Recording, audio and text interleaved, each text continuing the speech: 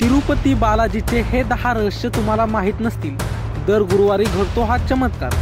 भगवान तिरुपती बालाजी हे भारतातील सर्वात चमत्कारिक आणि रहस्यमय मंदिरांपैकी एक आहे। तिरुमला डोंगरावर वसलेल्या या मंदिरात दरवर्षी लाखो लोक भगवान व्यंकटेश्वराचा आशीर्वाद घेण्यासाठी गर्दी करतात। असे मानलं जातं की भगवान बालाजी त्यांची पत्नी पद्मावतीसह तिरुमला येथे वसतात आणि जे भक्त मनापासून परमेश्वराची प्रार्थना करतात त्यांच्या सर्व मनोकामना बालाजी पूर्ण करतात। अशी ही एक श्रद्धा आहे की आपली मनोकामना पूर्ण झाल्यावर बालाजीला आपले केस अर्पण करावे। या मंदिराशी निगडीत अशी काही रहस्य आहेत जी खूप अलौकिक आणि चमत्कारिक आहेत। चला तर मित्रांनो जाणून घेऊया। त्याआधी तुम्ही चॅनलवर नवे असाल तर चॅनलला सबस्क्राइब नक्की करा आणि व्हिडिओ शेवटपर्यंत नक्की पहा। मूर्तीवरचे केस। मंदिरातील भगवान व्यंकटेश्वर स्वामींच्या मूर्तीवरील केस खरे असल्याचं सांगितले जाते।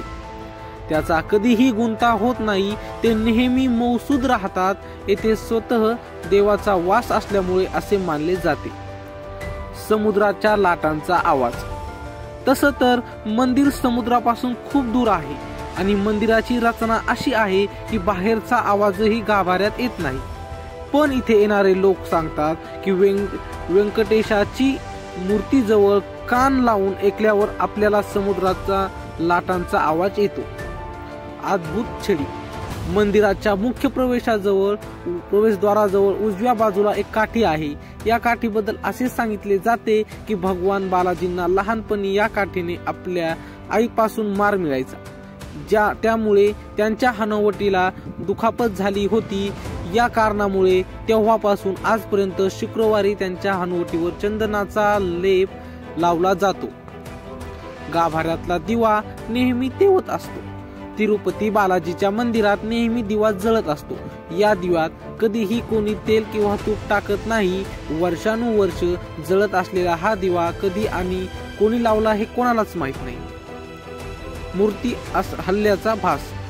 बालाजींच्या गाभाऱ्यात गेल्यावर गाभाऱ्याच्या मध्यभागी मूर्ती असल्याचे दिसून येते, पण गाभाऱ्यातून बाहेर पडल्यावर तुम्हाला मूर्ती उजव्या बाजूला असल्याचं जाणवेल।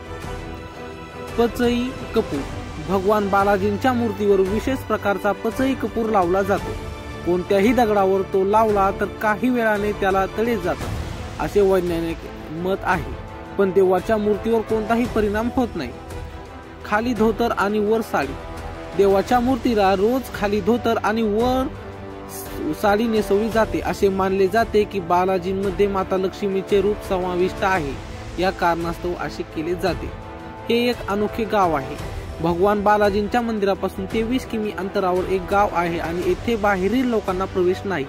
येथे लोक खूप नियम आणि संयमाने राहतात। बालाजीला अर्पण करण्यासाठी इथूनच फळे, फुले, दूध, दही आणि तूप दिले जाते। मूर्तीला घाम येतो।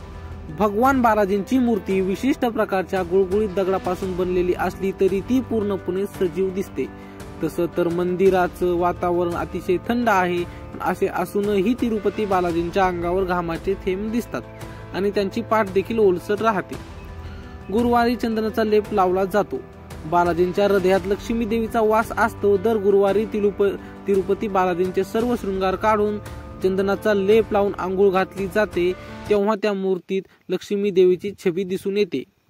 तर मित्रांनो, तुम्ही तिरुपती बालाजीला दर्शनासाठी गेला आहात का हे कमेंट मध्ये नक्की सांगा आणि तुम्हाला यापैकी काही जाणवलं आहे का हे पण कमेंट मध्ये नक्की सांगा आणि आमचे असेच नवीन व्हिडिओ पाहण्यासाठी चॅनलला सबस्क्राइब मात्र नक्की करा। भेटूया पुढच्या व्हिडिओमध्ये, तोपर्यंत धन्यवाद।